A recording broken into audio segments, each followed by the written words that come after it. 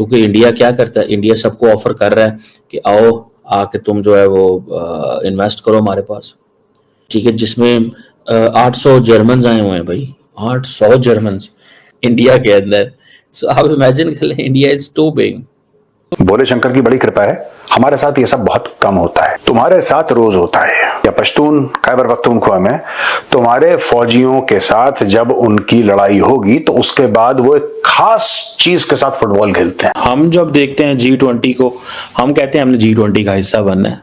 मोदी साहब is trying to make it sure कि Pakistan is out of every big forum, BRICS में नहीं आने दे रहे। जितने सारे क्रिटिकल मिनरल्स है, cradle, that is Africa. This gives a great opportunity for India deepening ties between India and African Union. तो जब इस तरह की फॉरेन इन्वेस्टमेंट आ रही है तो हमारे इन्वेस्टर्स क्या प्रॉपर इन्वेस्ट नहीं कर रहे हैं या उनकी इस वक्त तवज्जो नहीं है? यूरोपियन यूनियन को भी इस समय ट्रंप से छुटकारा चाहिए। ट्रंप की घटिया हरकतों से वो लोग भी तंग आ चुके हैं और यूरोपियन यूनियन को भी डीप स्टेट, यूरोपियन यूनियन में भी बाय द वे एक बहुत बड़ा तबका है जो डीप स्टेट से छुटकारा पाना चाहता है। इंडो पाक वॉर है, मुस्तकबिल करीब है, उसमें देखने को मिल रही है। उसने दुनिया को दिखाना है, अपने फ्लाई करतब भी दिखाना है, उसने अपनी टेक्नोलॉजी भी दिखानी। कल एरियल शो में तो तबाह बर्बाद हो गए, लेकिन अब वो उसका गुस्सा पाकिस्तान को उठाना चाहते हैं ताकि दुनिया के सामने शो ऑफ किया जाए। लोगों ने कहा कि भाई हम आए क्यों, फॉरगेट दिस बैड गवर्नेंस और ये वो, फिलहाल वो भूल जाएं, वो ठीक हो सकता है, हो जाएगा इंशाल्लाह।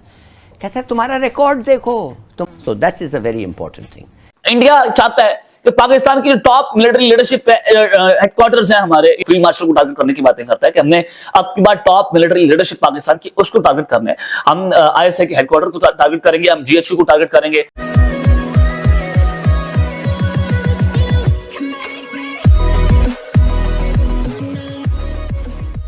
नमस्कार दोस्तों, अब यहाँ पर बात हो रही है PM मोदी और इटालियन PM जो है उसकी दोनों के बीच में। अब जब वो दोनों मिलते हैं तब थोड़ा अलग ही स्पार्क होता है, लेकिन यहाँ पर मेनली बात हो रही है कि जो पिछले दिनों दुबई एयर शो के अंदर जो इंडिया का फाइटर जेट क्रैश हुआ उसके बारे में और उसमें जो हमारा पायलट शहीद हुआ है उसके बारे में।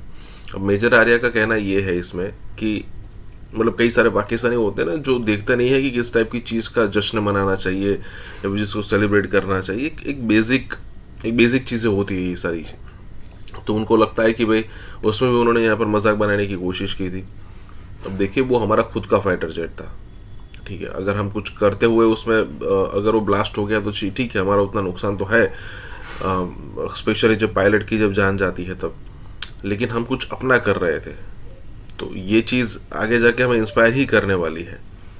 और मेजर आर्या का कहना है कि जिस समय मेरे पास रिसोर्सेस होंगे ना उस दिन मैं अच्छी बजाऊंगा, मतलब कि पाकिस्तान की। और देखिए अब ऐसा लगता है कि जैसे के साथ वैसा होना ही पड़ता है। ये जो हम अपने अच्छे बिहेवियर के हिसाब से दुनिया में जाने जाते थे ना, ये स्टीरियोटाइप तोड़ना पड़ेगा। इसी के साथ ही वीडियो शुरू करते हैं। और हाँ दोस्तों, एक और रिक्वेस्ट है आपसे कि कृपया करके हमें सुपर थैंक्स के माध्यम से मदद करना ना भूलें। जो पाकिस्तानी सोशल मीडिया पर हंस रहे थे, मेरा एक पैगाम है आपके लिए, एक मैसेज है, एक संदेश है। ठीक है, हमारा एक भाई चला गया, कोई बात नहीं, लेकिन हमारे साथ टचवुड भोले शंकर की बड़ी कृपा है, हमारे साथ ये सब बहुत कम होता है। तुम्हारे साथ रोज होता है, ठीक है। एक दो दिन रुक जाओ, बलूचिस्तान नहीं तो खैबर पख्तूनख्वा में या तो BLA वाले या पश्तून खैबर पख्तूनख्वा में तुम्हारे फौजियों के साथ जब उनकी लड़ाई होगी तो उसके बाद वो एक खास चीज के साथ फुटबॉल खेलते हैं। मैं उसका नाम नहीं लूंगा, एक खास चीज के साथ वो फुटबॉल खेलते हैं।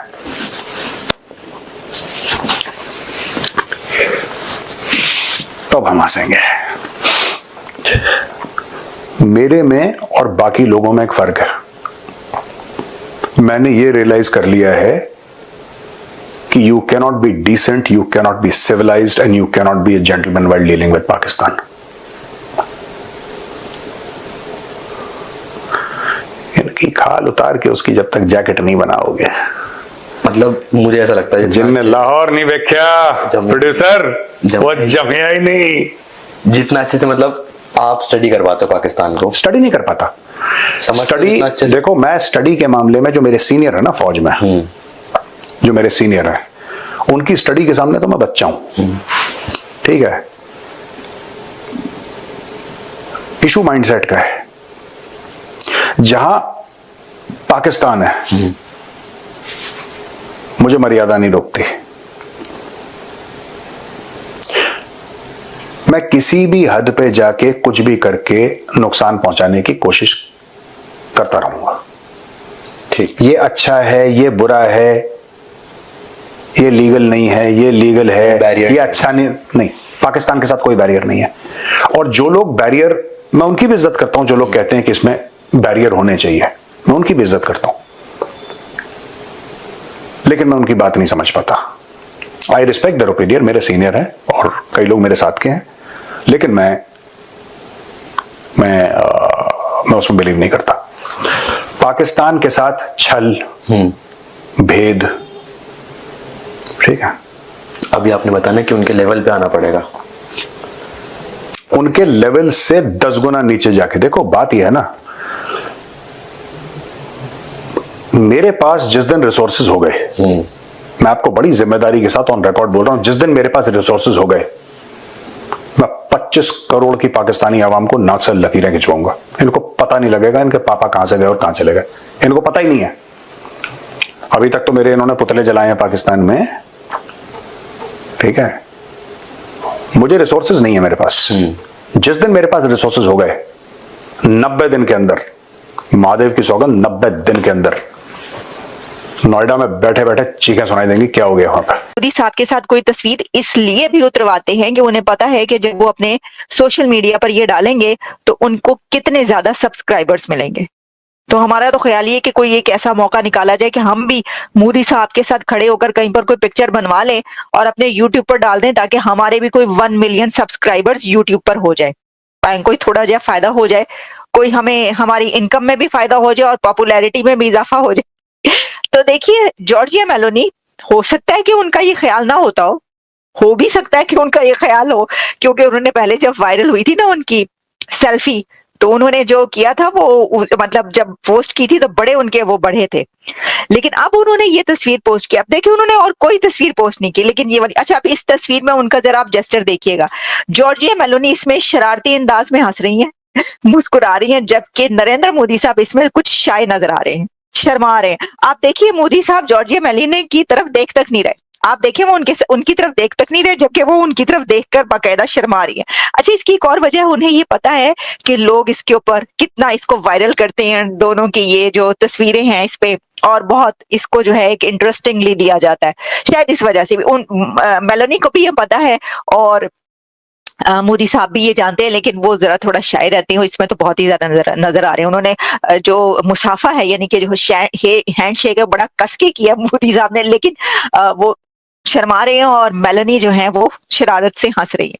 ठीक है जी, तो पता ही है कि ये एक बहुत ही जबरदस्त किस्म का एक है, दोनों की केमिस्ट्री जो है वो चलती है, तो दुनिया जो है इसको इसी तरीके से देखती है। तो अब जो नेक्स्ट इंडो पाक वॉर है वो हमें मुस्तकबिल करीब है उसमें देखने को मिल रही है, क्योंकि भारत ने सारा कुछ करना ही करना है। अब उसको फेस सेविंग चाहिए, तो उसने दुनिया को दिखाना है, अपने फ्लाई करतब भी दिखाना है, उसने अपनी टेक्नोलॉजी भी दिखानी। कल एरियल शो में तो तबाह बर्बाद हो गई, लेकिन अब वो उसका गुस्सा पाकिस्तान को उतारना चाहते हैं, ताकि दुनिया के सामने शो ऑफ किया जाए, अपनी आवाम को थोड़ा राम किया जाए कि कहीं हम अपने तरीके से जो है वो चीजों को सेटल कर लें। तो उसकी हाई पॉसिबिलिटी है कि अब इंडिया जो है वो डिसरेपुटेशन स्ट्राइक पाकिस्तान के ऊपर करने जा रहा है। इंडिया चाहता है कि पाकिस्तान की जो टॉप मिलिट्री लीडरशिप हेडक्वार्टर्स हैं हमारे, या फिर हमारी रेजिडेंसीज हैं, हमारी एयर बेसिस हैं, उनको टारगेट करने जा रहे हैं। इसमें वो रोजाना की बुनियाद पर इंडियन मीडिया जो है वो नूर खान एयर बेस है उसकी तस्वीर जारी करता है, उसकी वीडियोस दिखाता है कि हमने इसको टारगेट करना है। वो फील्ड मार्शल को टारगेट करने की बातें करता है कि हमने अब की बार टॉप मिलिट्री लीडरशिप पाकिस्तान की उसको टारगेट करना है। हम ISI के हेडक्वार्टर को टारगेट करेंगे, हम GHQ को टारगेट करेंगे, और फिर जो हमने इस्लामाबाद हमले का मास्टरमाइंड गिरफ्तार किया था पिंडी से, वो पिंडी कैंट की रैकी भी कर रहा था, तो उसका भी आप ताने बाने इंडिया के साथ जुड़ रहे थे, अफगानिस्तान के साथ जुड़ रहे थे। तो वहां से सूरत हाल का आप अंदाजा लगा सकते हैं कि इंडिया ये कह रहा है कि अगली जंग के अंदर हम पाकिस्तान के फील्ड मार्शल, हम उनके ISI हेडक्वार्टर, उनके GHQ, उनके एयर बेसिस, उनकी रेजिडेंसीज जो फौजियों की, हम उनको टारगेट करने जा रहे हैं। ये अब तक का सबसे खौफनाक तरीन प्लान भारत का, लेकिन आप कर सकते हैं